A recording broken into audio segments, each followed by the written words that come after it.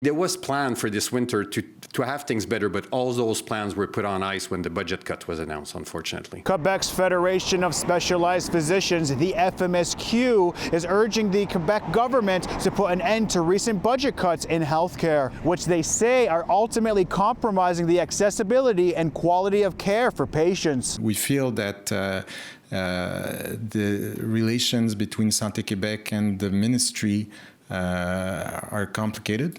We don't know exactly who's doing what. Just a couple of weeks before the next provincial budget is tabled on March 25th, both doctors sounded the alarm on the current state of healthcare amid the plan to eliminate $1.5 billion in expenses to restore a balanced budget in the network. They urge Santé Québec for more consultation and cooperation. The reality is that in the system we see that we don't have access to all the healthcare workers that we need, the equipment that we need.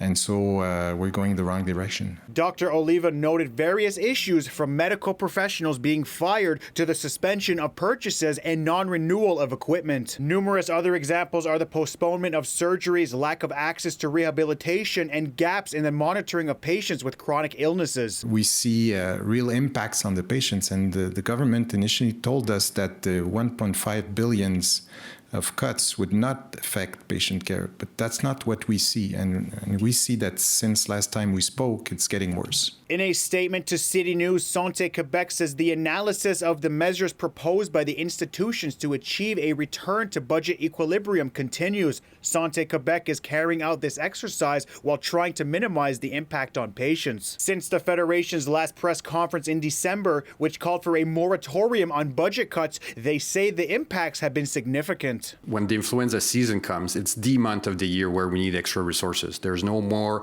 healthcare workers during that month. So the only way to increase the services is to ask the people who are there to do some extra hours to help the system just during that month. And during this month, we didn't get that help. The Federation says it is imperative that the government ends this if there are to be any clear signs of progression. Next year, we're going to have 2 to 6% more elderlies and sicker patients. Even if we increase by 3 to 4%, we're going to be the same thing. So we need to even be better than that if we hope to have a better season next year. In Montreal, Tehosterihens Deer, City News.